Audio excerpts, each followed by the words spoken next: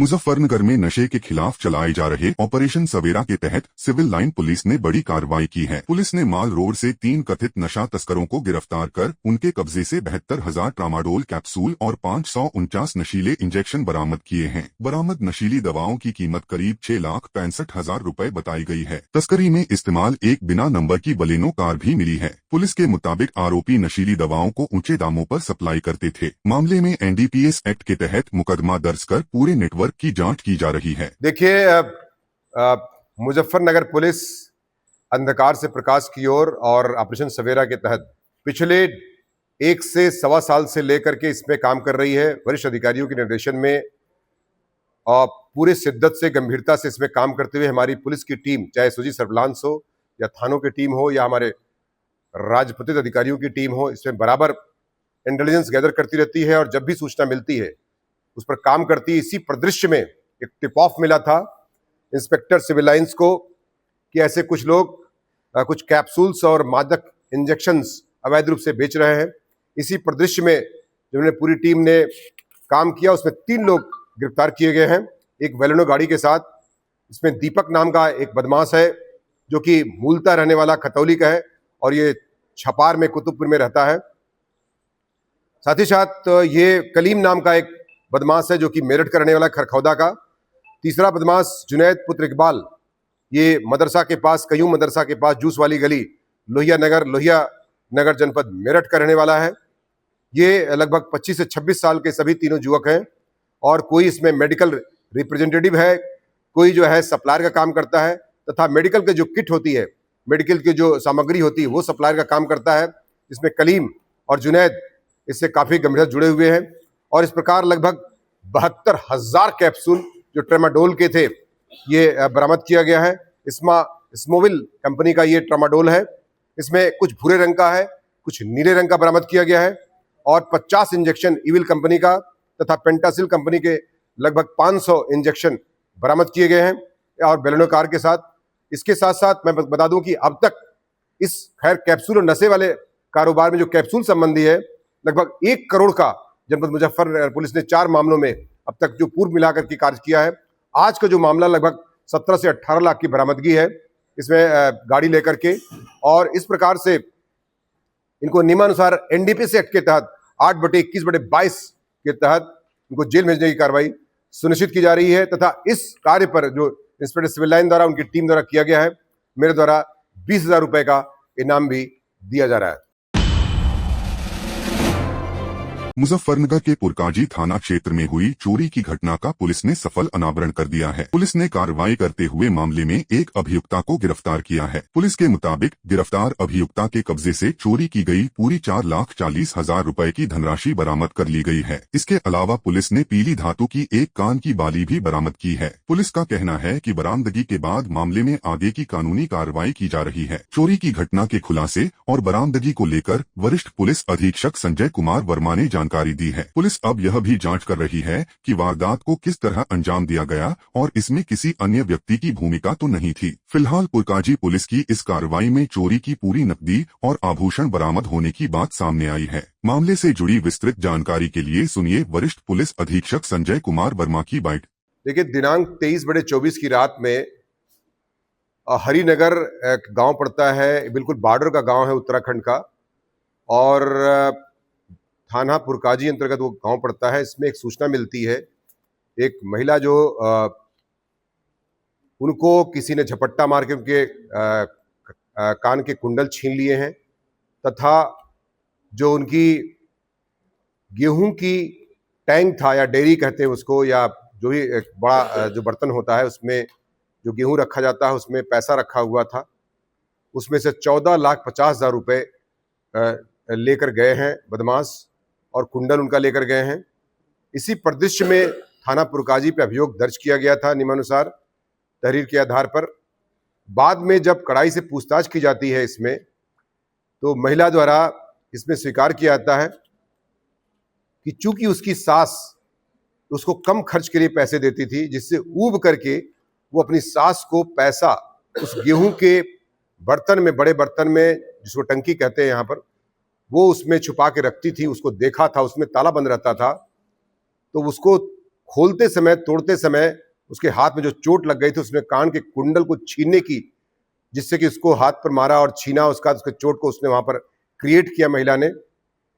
और उसके बाद जो 4,40,000 रुपए ही वास्तव में जो निकाले गए थे।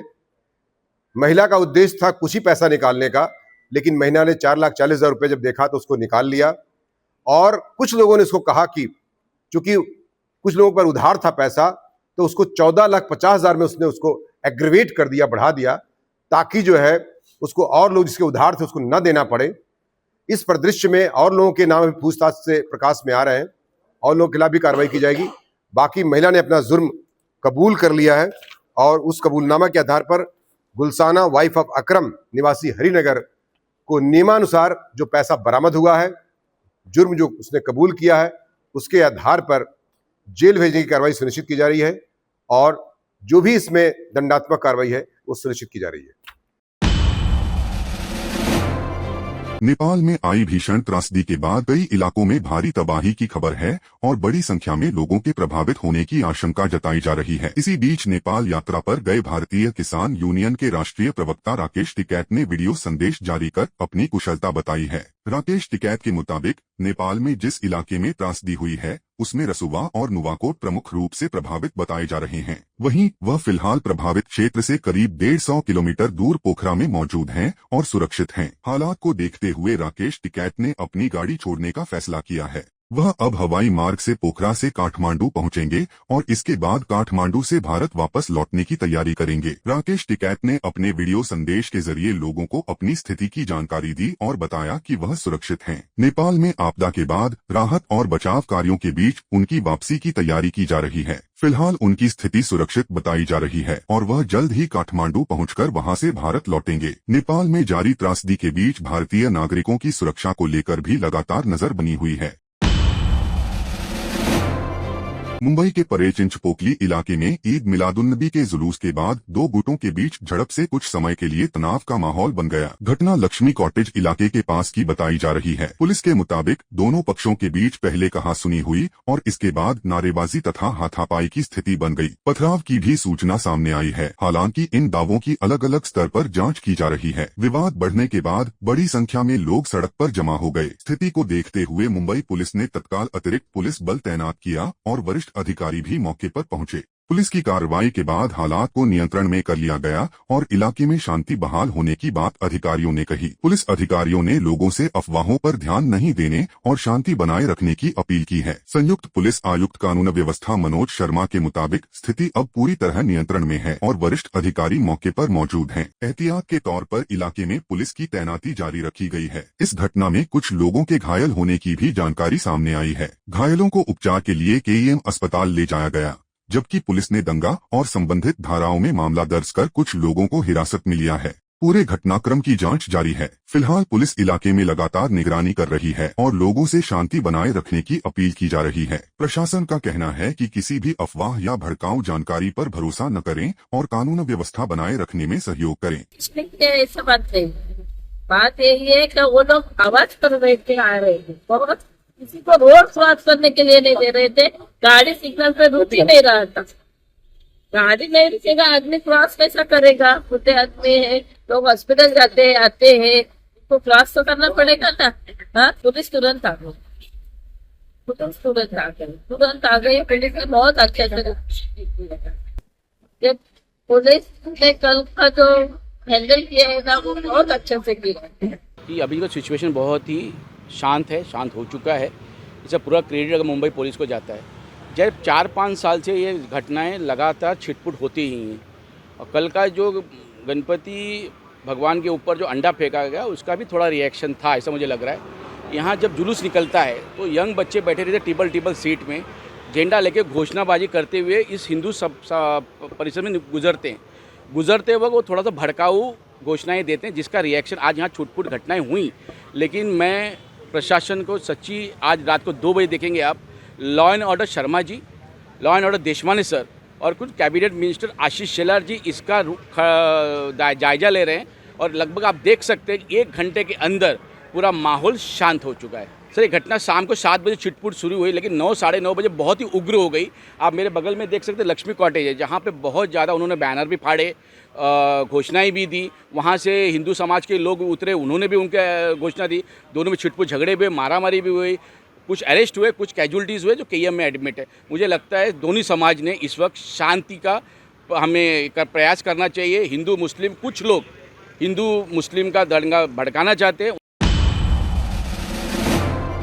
नेपाल में भोटेकोशी नदी में आई भीषण फ्लैश फ्लड ने भारी तबाही मचा दी है। नेपाल चीन सीमा के पास अचानक आए तेज पानी और मलबे के सैलाब ने कई इलाकों को अपनी चपेट में ले लिया। रासुवा, नुवाकोट और धादिङ जिलों में बड़े पैमाने पर जानमाल के नुकसान की खबर सामने आई है। ताजा रिपोर्टों के मुताबिक नेपाल में अब तक 165 शव बरामद किए जा चुके हैं, जबकि सैकड़ों लोग अभी भी लापता हैं। भोटेकोशी नदी में अचानक आए इस तेज बहाव ने नदी किनारे बसे इलाकों, सड़कों, पुलों और कई महत्वपूर्ण बुनियादी ढांचों को भारी नुकसान पहुंचाया है। बाढ़ का पानी इतनी तेजी से आगे बढ़ा कि लोगों को संभलने तक का मौका नहीं मिला। कई जगहों पर घर और वाहन तक तेज बहाव में बह गए। शुरुआती जानकारी में इस आपदा को हिमालयी क्षेत्र में ग्लेशियर या बर्फ और चट्टानों के अचानक टूटने से जुड़ा बताया जा रहा है। इससे नदी में भारी मात्रा में पानी और मलबा अचानक पहुंचा और फ्लैश फ्लड की स्थिति पैदा हुई। सैटेलाइट तस्वीरों में भी ग्लेशियर के टूटने और नदी के अचानक उफान पर आने के संकेत मिले हैं। तबाही के बाद नेपाल में बड़े पैमाने पर राहत और बचाव अभियान चलाया जा रहा है। हजारों सुरक्षाकर्मी प्रभावित क्षेत्रों में तैनात हैं। हेलीकॉप्टरों की मदद से लोगों को सुरक्षित निकालने और राहत सामग्री पहुंचाने का काम भी जारी है। इस आपदा का असर नेपाल के साथ साथ भारत में भी चिंता का कारण बना हुआ है। भोटेकोशी आगे चलकर बड़ी नदी प्रणाली का हिस्सा बनती है और इसके जल प्रवाह का असर नीचे के क्षेत्रों तक पहुंच सकता है। भारत सरकार भी स्थिति पर नजर बनाए हुए है और उत्तर प्रदेश तथा बिहार प्रशासन के साथ समन्वय किया जा रहा है। फिलहाल सबसे बड़ी चुनौती लापता लोगों की तलाश और प्रभावित परिवारों तक राहत पहुंचाना है। खराब मौसम, मलबे और क्षतिग्रस्त सड़कों के कारण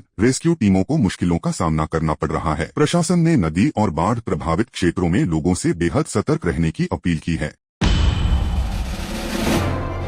बिहार की राजधानी पटना में बाढ़ के हालात ने लोगों की मुश्किलें बढ़ा दी हैं। शहर के कई बाढ़ प्रभावित और निचले इलाकों में पानी लोगों के घरों के अंदर तक पहुंच गया है। घरों में पानी भरने के बाद अब परिवारों के सामने सुरक्षित स्थान की तलाश में पलायन करने की मजबूरी खड़ी हो गई है। हालात ऐसे हैं कि लोग सिर्फ अपने परिवार के सदस्यों को ही नहीं बल्कि अपने मवेशियों को भी साथ लेकर सुरक्षित जगहों की ओर निकल रहे हैं। जिन लोगों के लिए पशु परिवार का हिस्सा है, उनके सामने अपने घर के साथ साथ मवेशियों को सुरक्षित रखने की भी बड़ी चुनौती है। यही वजह है कि कई परिवार अपना जरूरी सामान समेटकर ऊंचे और अपेक्षाकृत सुरक्षित स्थानों की ओर पहुंच रहे हैं। पटना में कई परिवारों ने मरीन ड्राइव समेत दूसरे सुरक्षित स्थानों पर अस्थायी तौर पर शरण ली है। सड़क किनारे और ऊंचे स्थानों पर लोगों को अपने सामान और मवेशियों के साथ देखा जा रहा है। बाढ़ का पानी घरों में घुसने के कारण लोगों के सामने रहने, खाने पीने और दैनिक जरूरतों से जुड़ी कई परेशानियां खड़ी हो गई हैं। बाढ़ प्रभावित परिवारों का कहना है कि पानी बढ़ने के बाद घर में रहना लगातार मुश्किल होता जा रहा है। घर के अंदर रखा सामान भी पानी की चपेट में आ रहा है। ऐसे में लोगों की प्राथमिकता फिलहाल अपनी और अपने परिवार की सुरक्षा है। साथ ही पशुओं को सुरक्षित रखना भी उनके लिए उतना ही जरूरी है, क्योंकि मवेशियों के लिए चारा और सुरक्षित जगह की व्यवस्था करना बड़ी चुनौती बन गया है। बाढ़ का असर सिर्फ घरों तक सीमित नहीं है, कई इलाकों में आने जाने के रास्ते भी प्रभावित हुए हैं। जल भराव के कारण लोगों को एक स्थान से दूसरे स्थान तक पहुंचने में परेशानी हो रही है। कई परिवार सामान्य आवाजाही से कटते जा रहे हैं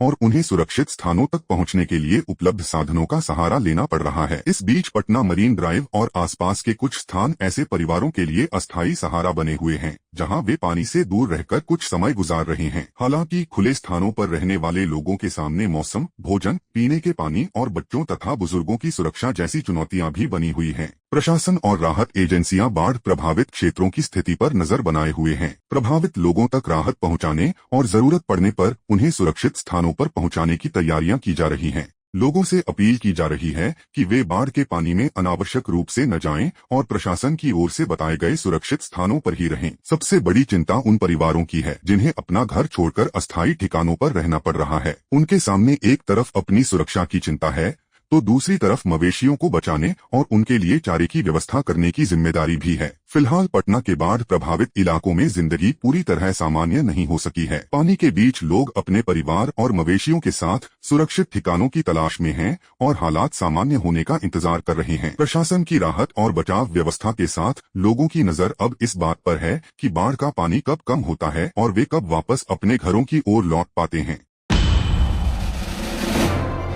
बाढ़ से प्रभावित नेपाल की मदद के लिए भारत ने राहत अभियान तेज कर दिया है। इसी कड़ी में भारतीय वायुसेना का C-17 ग्लोब मास्टर विमान गाजियाबाद के हिंडन एयरबेस से नेपाल के लिए रवाना हुआ है। विमान में करीब 35 से 40 टन राहत सामग्री लदी है, जिसे नेपाल में बाढ़ प्रभावित लोगों तक पहुंचाया जाएगा। विमान में मेडिकल राहत सामग्री के साथ डिग्निटी किट और नेपाल के लिए जरूरी अन्य सामान भी भेजा गया है। इस राहत सामग्री को तैयार करने और विमान में लोड करने का काम रात भर चला। अधिकारियों और राहत टीमों ने सामान की पैलेटाइजिंग पूरी करने के बाद इसे C-17 ग्लोब मास्टर में लोड किया। एयरक्राफ्ट के कैप्टन विंग कमांडर लग्नजीत नायक ने बताया कि भारतीय वायुसेना को नेपाल के हद्रे यानी humanitarian assistance and disaster relief mission के लिए निर्देश मिले थे। इसके बाद NDRF की राहत सामग्री और मेडिकल सप्लाई उपलब्ध कराई गई। टीम ने रात भर तैयारी की और अब राहत सामग्री नेपाल भेजी जा रही है। विंग कमांडर नायक के मुताबिक विमान में लगभग 35 से 40 टन सामान है और नेपाल तक पहुंचने में करीब 1 घंटा 15 मिनट का समय लग सकता है। इस अभियान के जरिए बाढ़ और प्राकृतिक आपदा से प्रभावित लोगों को तत्काल जरूरी सामान उपलब्ध कराने की कोशिश की जा रही है। नेपाल में लगातार भारी बारिश और बाढ़ के कारण कई इलाकों में जनजीवन प्रभावित हुआ है। ऐसे समय में भारत की ओर से भेजी जा रही राहत सामग्री प्रभावित लोगों के लिए महत्वपूर्ण साबित हो सकती है। भारतीय वायुसेना इससे पहले भी प्राकृतिक आपदाओं के दौरान राहत और बचाव अभियानों में महत्वपूर्ण भूमिका निभाती रही है।